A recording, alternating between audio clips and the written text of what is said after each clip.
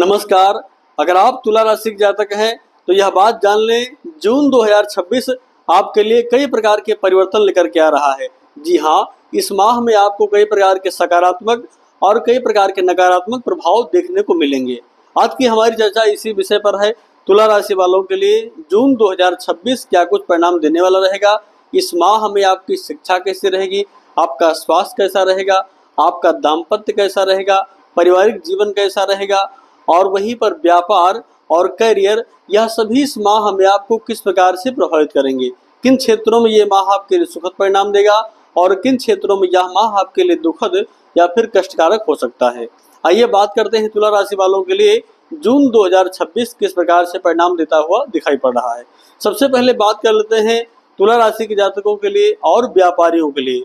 यानी व्यापारी जो भी तुला राशि के जातक हैं, चाहे छोटा व्यापार कर रहे हों या फिर वह बड़ा व्यापार कर रहे हों, उनके लिए इस माह को हम देखें तो कई प्रकार के परिवर्तन, बदलाव देखने को दिखाई पड़ेंगे। क्यों?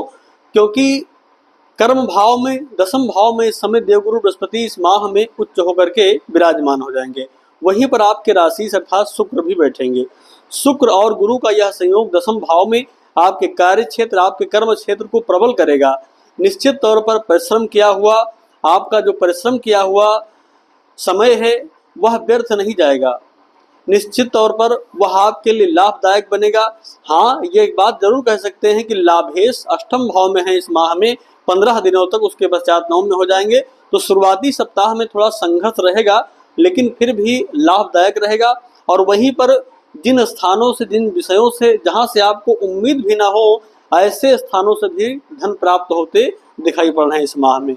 तो व्यापारियों के लिए इस माह को हम कहेंगे, तुला राशि के जातक जो भी व्यापारी हैं, यह माह आपके लिए निश्चित तौर पर लाभ देने वाला रहेगा। यहाँ तक कि अगर आप इस माह में चाहें तो निवेश के लिए, अपने व्यापार को बढ़ाने के लिए अगर आप कर्ज भी लेना चाहते हैं तो ले सकते हैं। इसका भी शुभ और अनुकूल परिणाम आपको देखने को मिलेगा। निश्चित तौर पर सही दिशा और सही स्थान पर कर्ज लेकर के भी अगर आप पैसा लगाते हैं तो वह भी आपके लिए लाभदायक रहेगा। क्योंकि अष्टम भाव, छठवें भाव के स्वामी होकर के देवगुरु बृहस्पति कर्म भाव में उच्च होकर के बैठे हुए हैं। अर्थात ऋणेश का कर्म भाव में जाना, ऋण लेकर के भी अगर आप व्यापार में लगाते हैं और सही तरीका, सही मार्ग चुनते हैं तो लाभ ही प्राप्त करेंगे, इसमें कोई संदेह नहीं। तो व्यापारियों के लिए इस माह को हम देखें तो यह पूर्ण रूप से सुखद परिणाम देने वाला रहेगा। हालांकि संघर्ष की स्थितियां कहीं न कहीं जारी रहेंगी, भाग दौड़ यह सब बनता हुआ दिखाई पड़ रहा है। वहीं बात करें नौकरी पेशा कर रहे जातकों के लिए, जो व्यक्ति नौकरी कर रहे हैं, वो चाहे छोटी नौकरी हो चाहे बड़ी नौकरी हो, उनके लिए भी इस माह को हम सुखद कहेंगे। गुरु का उच्चस्थ गोचर दसम भाव में आपके लिए भी पूर्ण रूप से अनुकूल परिणाम प्रदान करने वाला रहेगा। कार्य क्षेत्र पे अनुकूल परिणाम मिलेगा, इसमें कोई संदेह नहीं।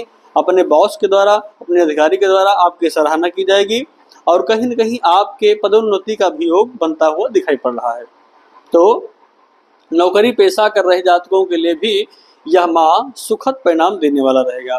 वहीं बात करें पारिवारिक सुख को लेकर के, तो पारिवारिक सुख भी इस माह में आपको पूर्ण रूप से प्राप्त होगा, इसमें कोई संदेह नहीं। गुरु और शुक्र दोनों की दृष्टि चतुर्थ भाव पर होने के कारण पारिवारिक सुख प्राप्त होगा। मित्रों का भी सहयोग इस माह में आपको प्राप्त होता दिखाई पड़ रहा है।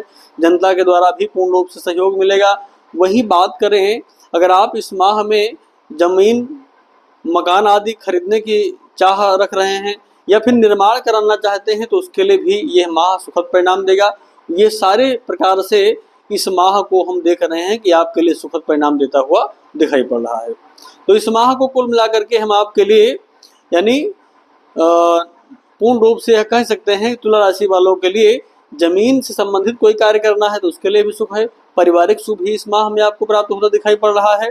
अब बात करें दाम्पत्य सुख को लेकर के, आपके दाम्पत्य सुख को देखें तो इस माह में यह कह सकते हैं कि देखिए, मंगल स्वराशि को होकर के सप्तम भाव में विराजमान है। ऐसे में दाम्पत्य सुख को लेकर के थोड़ी बहुत यह हो सकता है कि मनमुटाव, तनाव के योग बन जाए जीवन साथी के साथ। वहीं पर स्वास्थ्य को भी लेकर के थोड़ा बहुत प्रभावित करने वाला रहेगा आपके जीवन साथी को, तो वहां पर थोड़ी सी अनुकूलताएं कम दिखाई पड़ रही हैं। अर्थात सामंजस्य बैठाने का आपको पूर्ण रूप से प्रयास करना चाहिए।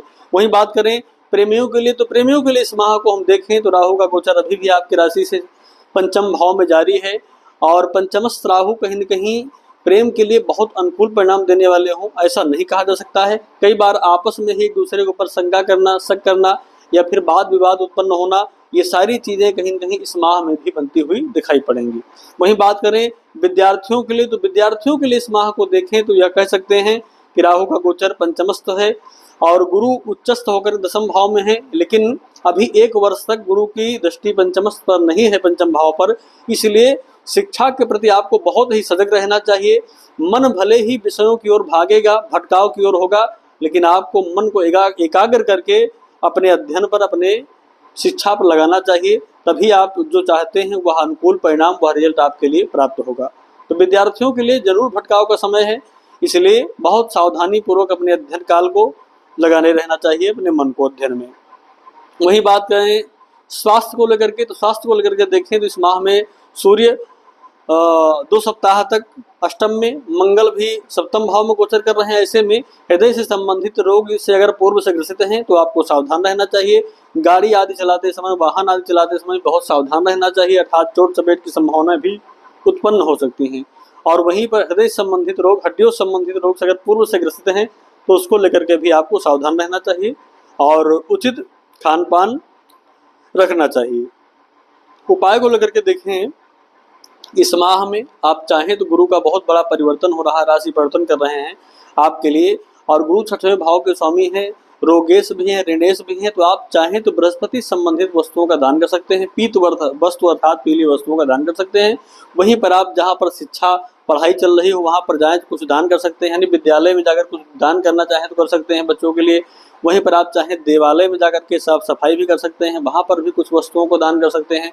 यह सब करना कहीं न कहीं आपके लिए अनुकूल परिणाम देगा और यह माह आपके लिए अत्यधिक सुखद हो जाएगा। तो कुल मिलाकर तुला राशि वालों के लिए इस माह को हम कई क्षेत्रों में सुखद कह सकते हैं, वो व्यापारियों के लिए हो, नौकरी जातकों के लिए हो, प्रेम और विवाह और दाम्पत्य, इन चीज़ों में कहीं न कहीं बहुत अच्छी अनुकूलता अभी दिखाई नहीं पड़ रही है। अगर आप तुला राशि के जातक हैं और आपके मन में अन्य भी कोई प्रश्न है, कोई चाह है, तो कमेंट के माध्यम से भी पूछ सकते हैं, उसका उत्तर आपको दिया जाएगा।